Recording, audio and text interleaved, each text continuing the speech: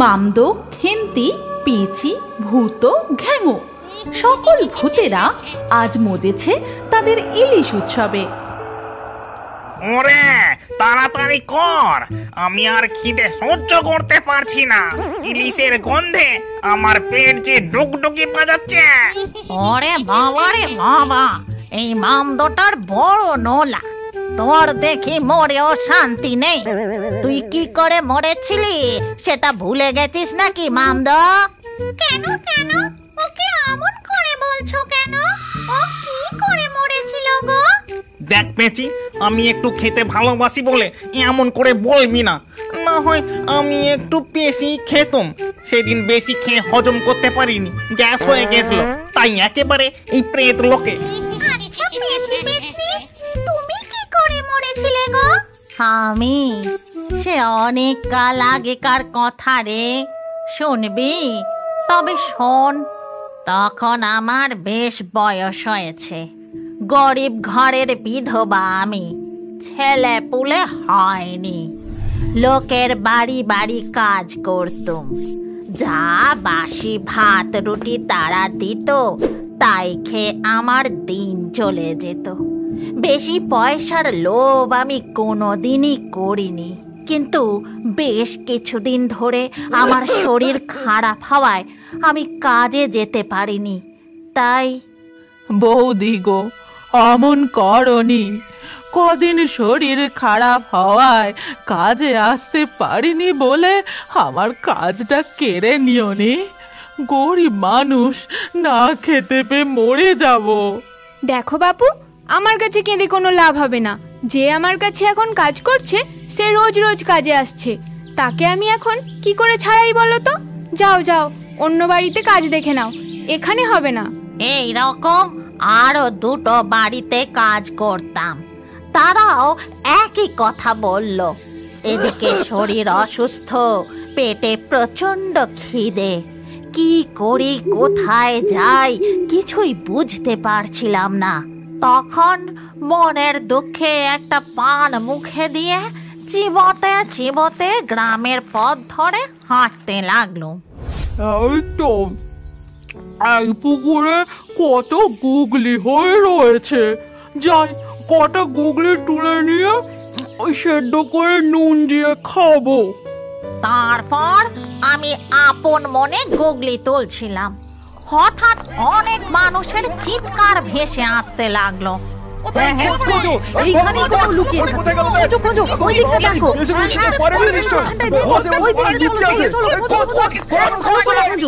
এই তো এইখানে, এই পুকুর পাড়ে লোক কে বসে আছে?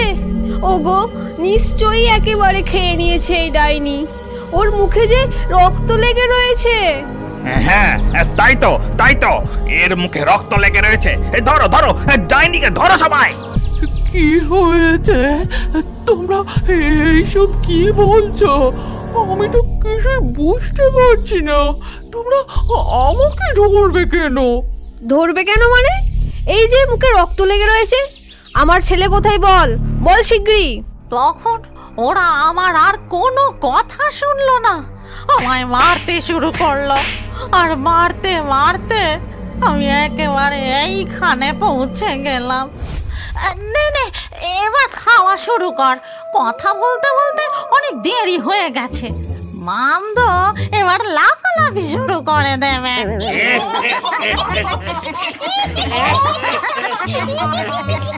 একই রে পেঁচি পেতনি, আমাদের নতুন বন্ধু যে কিছুই খাচ্ছে না, ওর পাতের সব কটা ইলিশ যে পড়ে রয়েছে।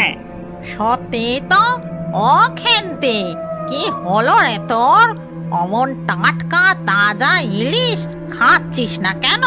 সেই 6 বছর আগে আমি মরেছি, তারপর পেতনি হয়ে এই গ্রাম সে গ্রাম, শ্মশান জঙ্গল কত জায়গায় ঘুরে তারপর একদিন তোমাদের সঙ্গে দেখা হলো।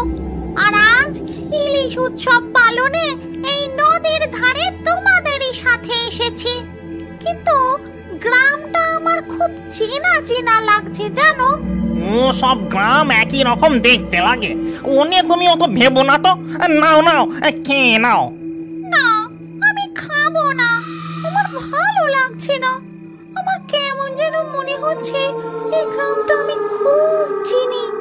আচ্ছা, আমি না একটু গ্রামটা ঘুরে দেখে আসি। এই কথা বলে খেন্তি সেখান থেকে উড়ে চলে যায়। তখন মামদো আর কোনো কথা না বলে চুপচাপ খেন্তির পাতের মাছগুলো খেতে শুরু করে।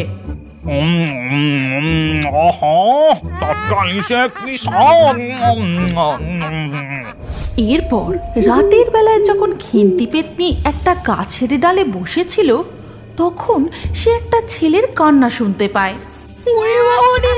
কে তুমি? আমায় ছেড়ে দাও, আমায় মেরো না, বাঁচাও, কে কোথায় আছো, বাঁচাও। এত রাতে জঙ্গলের মধ্যে একটা বাচ্চা ছেলে কাঁদছে। কান্নার শব্দটা ওই দিক থেকে আসছে মনে হচ্ছে। যাই তো, গিয়ে দেখি একবার। এই কথা বলে খেন্তি পেতনি সেই দিকে উড়ে যায়, আর সেখানে পৌঁছে দেখে কে বাঁচাবে? কেউ বাঁচাতে পারবে না এই মামদো ভূতের হাত থেকে। আজ তোর কোনো রেহাই নেই। এই কি করছো মামদো ভূত? ও যে একটা বাচ্চা ছেলে, ও কি তুমি? কতদিন পর এমন কচি টাটকা মানুষের বাচ্চা পেয়েছি বলে কথা। সত্যি তোমার বড্ড নোলা। আমি তোমার এই ছোট্ট ছেলেটিকে কিছুতেই খেতে দেব না। এই কথা বলেই খেন্তি পেতনি ছেলেটিকে নিয়ে সেখান থেকে অদৃশ্য হয়ে যায়। তখন মামদো, এই সেরেছে। ও খেন্তি, আমি যে একটু মজা করছিলাম। ছোট্ট ছেলেকে জঙ্গলে একা পেয়ে একটু ভূতের ভয় দেখাচ্ছিলাম গো। এদিকে তখন খেন্তি পেতনি ছেলেটিকে নিয়ে দূরে এক পুকুর পাড়ে এসে বসে। তারপর তাকে জিজ্ঞাসা করে, তোমার নাম কি সোনা? আমার নাম অর্পণ। মা যখন বেঁচে ছিল আদর করে আমায় অপু বলে ডাকতো। অর্পণ? অপু? তোমার বাবার নাম কি? তোমার বাড়ি কোথায়? ওই তো বুড়ো বটের তলায় পুকুর পাড়ের ওই বড় বাড়িটা, ওইটা আমাদের বাড়ি। আমার বাবার নাম স্বপন বিশ্বাস। অপু? তুই আমার ছেলে অপু? কিন্তু এত রাতে জঙ্গলে কি করছিলি বাবা? আমার নতুন মা খুব রাগী জানো। আজ সকালবেলা এই নাও দুধটা গিলে আমায় উদ্ধার করো। আমার যেন আর কোনো কাজ নেই, সারাদিন খালি ওনার ছেলেকেই সামলাও। এদিকে আমার দিকে কোনো নজর নেই তার। কি হলো, দাঁড়িয়ে আছিস কেন? গেল তাড়াতাড়ি। দুধটা খুব গরম নতুন মা, ভালো করে গ্লাসটাই ধরতে পারছি না। খেতে গেলে যে মুখ পুড়ে যাবে। এই যা গেল আমার সব গেল। হতচ্ছাড়া ছেলে দুধও ফেললো, কাঁচের গ্লাসটাও ভাঙলো। কত স্বাদ করে আমার দাদা ভাইফোঁটায় আমায় উপহার দিয়েছিল। বেরিয়ে যা, দূর হয়ে যাই বাড়ি থেকে। আমার হাড় মাস একেবারে ভাজা ভাজা করে খেলো গো। তারপর নতুন মা মারতে মারতে আমাকে একেবারে বাড়ি থেকে বের করে দিল। বাবাও ব্যবসার কাজে শহরে গেছে, 3-4 দিনের আগে ফিরবে না। তাই এতটুকু ছেলেকে এই ভোর সন্ধ্যেবেলা কেউ বাড়ি থেকে বার করে দেয়? দাঁড়া, ওর মজা আমি বার করছি। তুই চল আমার সঙ্গে। এরপর খেন্তি অর্পণের হাত ধরে বাড়ির সামনে এসে দাঁড়ায়। তারপর নিজের রূপ বদলে স্বপনের রূপ ধারণ করে। তুই এখানেই দাঁড়া অপু, আমি যখন ডাকবো তখন ভেতরে আসবি। এরপর স্বপনরূপী খেন্তি বাড়ির ভেতরে ঢুকে উঠানে দাঁড়িয়ে ডাক দেয়, কুহেলি, কোথায় গেলে? ও কুহেলি! হে কি তুমি এত তাড়াতাড়ি ফিরে এসেছো যে? তোমার তো 3-4 দিন বাদে আসার কথা ছিল গো। হ্যাঁ, যে কাজে গিয়েছিলাম তা মিটে গেল, তাই তাড়াতাড়ি ফিরে এসেছি। অর্পণ কোথায়? ওকে তো দেখতে পাচ্ছি না। অর্পণ? সে তো আমার কোনো কথাই শোনে না। কত করে বারণ করলাম সন্ধেবেলা খেলতে যেতে নেই, তবুও বেরিয়ে গেল। বলল বাবা এখন বাড়ি নেই, তাই আমার যা খুশি আমি তাই করব। বটে, তা সে খেলতে যাওয়ার আগে কিছু খেয়ে গেছে?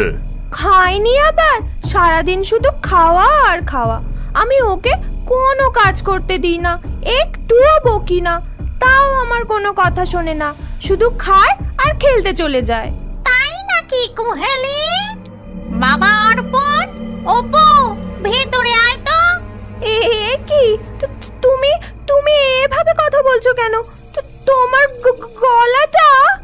ততক্ষণে সেখানে অর্পণ চলে আসে আর খেন্তি তার আসল রূপ ধারণ করে।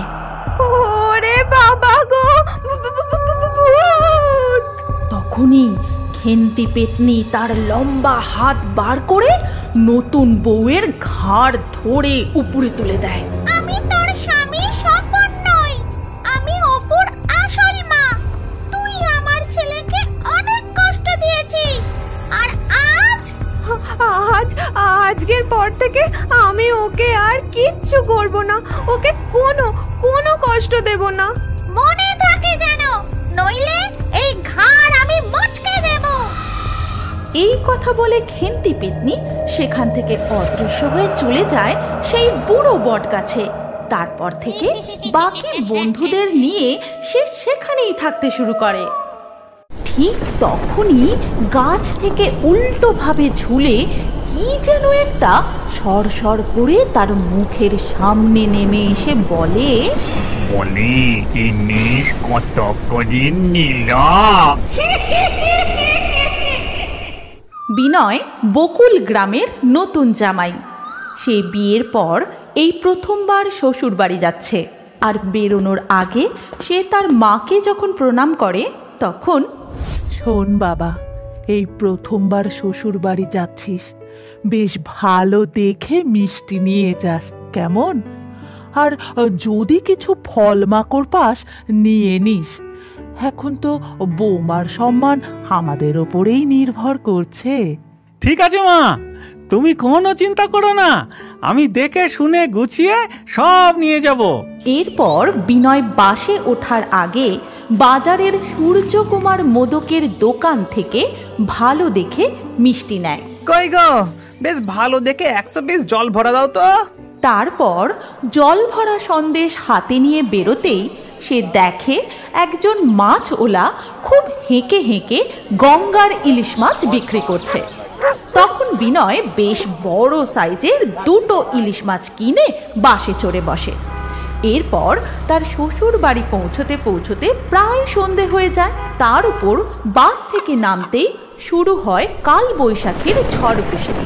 বাবারে বাবা, এ কি ঝড় বৃষ্টি শুরু হলো রে বাবা! আকাশ যেন একেবারে ভেঙে পড়ছে। এদিকে তো কেউ কোথাও নেই গো, একটা কোনো বাড়ি পর্যন্ত দেখা যাচ্ছে না। একটু মাথা গুঁজে দাঁড়াবো। বাপরে বাপ, কি বাজ পড়ছে! ঠিক তখনই কেউ যেন পিছন থেকে বলে উঠল,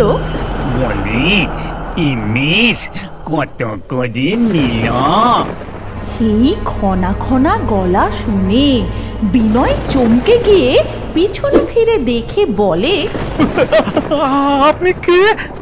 কি আমার কাছে কি চাইছেন? বাবা, কি ভয়ঙ্কর দেখতে গো! আমার দেখেই পুতুল করছে। আমারই চিনলেন না? আপনি নতুন বুঝি? এই যে আমি মেসোভূত। ভূতের নাম শুনে বিনয় তো ভয় দৌড়তে শুরু করে, কিন্তু ভূতটাও মজা বলি, ইনিশ কত কোটি কেজি সেটা বলি যান। কিন্তু বিনয় কোনো দিকে না তাকিয়ে শুধু ছুটতে থাকে। তারপর খুব ক্লান্ত হয়ে গিয়ে একটা গাছের তলায় চোখ বুজে বসে পড়ে আর জোরে জোরে হাঁপাতে থাকে। ওরে বাবারে, এ কোথায় এলাম রে! আমি আর দম নিতে পারছি না, আমার বুক ফেটে যাচ্ছে।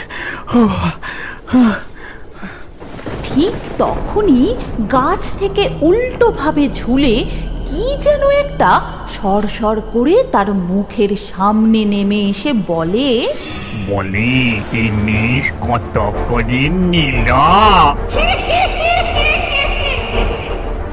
ওরে বাবা, বাঁচাও! বিনয় আবার ছুটতে থাকে। এদিকে প্রচন্ড হারে বৃষ্টি ও বাজও পড়তে থাকে। অবশেষে সে একটা কুঁড়ে বাড়ি দেখতে পায় আর সেখানে পৌঁছে দরজায় জোরে জোরে ধাক্কা দিতে থাকে। কে আছেন? আমাকে বাঁচান, দয়া করে দরজাটা খুলুন না। সাথে সাথে এক গলা ঘোমটা মাথায় একটি বউ দরজা খুলে দিয়ে পাশে সরে দাঁড়ায়। আর বিনয় হুড়মুড় করে ঘরে ঢুকেই বলতে থাকে, আমাকে দেখে আপনি খারাপ ভাববেন না। আমি নিহাতি খুব বিপদে পড়ে আপনার বাড়িতে আশ্রয় নিতে এসেছি। একটা ভূত আমাকে না রীতিমতো তাড়া করেছে। ও মা, তাই নাকি? দেখুন তো তাকে। এইরকম দেখতে কি না? বিনয় চমকে গিয়ে মাথা ঘুরে সেখানেই অজ্ঞান হয়ে পড়ে যায়, আর তার হাতের ইলিশ মাছ হাত থেকে ছিটকে পড়ে যায়। মিষ্টির বাক্স থেকে সব জল ভরা সন্দেশ ছড়িয়ে পড়ে। তখন থেকে বলছি ইলিশ কত করি, ইলিশ কত করি, তা বলেই না। আরে বাবা, পেট্রোলে কি যাওয়া যায়? আগে কিছু এদিক ওদিক কথা তো বলতে হবে নাকি? আহা, কতদিন যে খাইনি।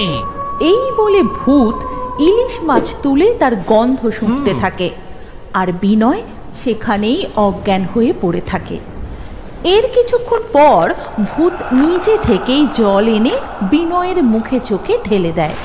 তারপর আমি কোথায়?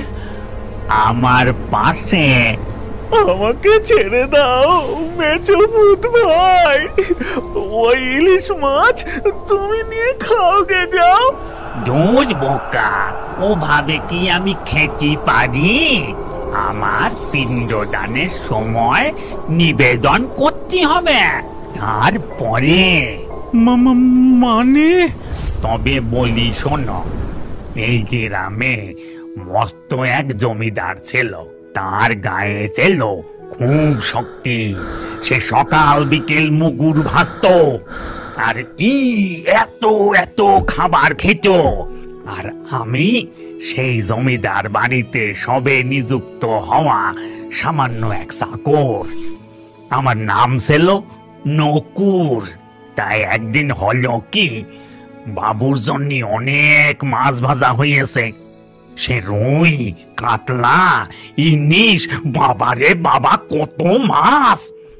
আমি তো মাছ খেতে খুব ভালোবাসতাম, তাই নব সামলাতে না পেরে মাছ তুলি সুপি সুপি খেতে লাগলাম। তারপর ওই ইলিশ মাছ ভাজাটা যেই তুলি মুখে পুড়তে যাব, ঠিক তখনই গিন্নি মা। ও মা গো, এ কোন সর ঘরে এনেছো গো? ওগো শুনছো, দেখি যাও। ওগো দেখো দেখো, সব মাছ খেয়ে ফেললো গো। হায় হায় হায় হায় হায়। মুঝে বাবা, বাবু তক্ষুনি তেরি এসে আমায় স্যাং দোলা করে তুলে নিয়ে গিয়ে সোজা পুকুরে ছুঁড়ে ফেলে দিলেন, আর পেছন ফিরে তাকালেন না। এদিকে আমিও সাঁতার জানতুম না, হাঁপিয়ে হাঁপিয়ে জলে ডুবে মারা গেল। আর সেই থেকে মেসো ভূত হয়ে ঘুরিয়ে ঘুরিয়ে বেড়াচ্ছি। শ্রাদ্ধ হয়নি তো, তাই আত্মার শান্তিও হয়নি। ও, এই ব্যাপার? তুমি কিছু চিন্তা করো না গো, আমি গ্রামের সকলকে বলে তোমার শ্রাদ্ধের ব্যবস্থা করব, সাথে ইলিশ মাছও নিবেদন করব। কিন্তু তুমি না এভাবে আর ভয় দেখিও না। এরপর বিনয় শ্বশুর বাড়ি গিয়ে সবাইকে সব কথা খুলে বলে, আর সব কিছু শুনে গ্রামের সবাই মিলে নকুরের শ্রাদ্ধের ব্যবস্থা করে, আর সাথে ইলিশ মাছেরও। সেই ইলিশ খাওয়ার পর নকুরের আত্মার মুক্তি হয়ে যায়। তুমি কি এখনো বড় হয়ে কার্টুন দেখতে ভালোবাসো? তাহলে তোমার নাম ও বয়স কমেন্টে জানাও। আর আগের ভিডিও থেকে লাকি ড্রয়ে নির্বাচিত নামগুলি হলো বিবেক, রায়হান, শারমিন, মহিবুল, সোনালী, গোপাল, রূপা, সঙ্গীতা, শান্তনু, অহনা, আফসানা, প্রিয়া, মাহি, সুজন, পবিত্র। যে সকল দর্শক আমাদের চ্যানেল সাবস্ক্রাইব করে তারপরে কমেন্টে নাম লিখেছেন, আমাদের পরবর্তী ভিডিওতে তাদের নাম বাছাই করা হবে। তাই ফেয়ারি টুনস ইউটিউব চ্যানেল অবশ্যই সাবস্ক্রাইব করবেন এবং স্ক্রিনের উপরে আসা আমাদের পরবর্তী গল্পটিও দেখুন। তাতেও আপনার নাম থাকতে পারে, না থাকলে আবারও আপনার নাম পরবর্তী ভিডিওতে লিখে দিন। কি ভাবছেন? তাড়াতাড়ি ক্লিক করে দেখুন।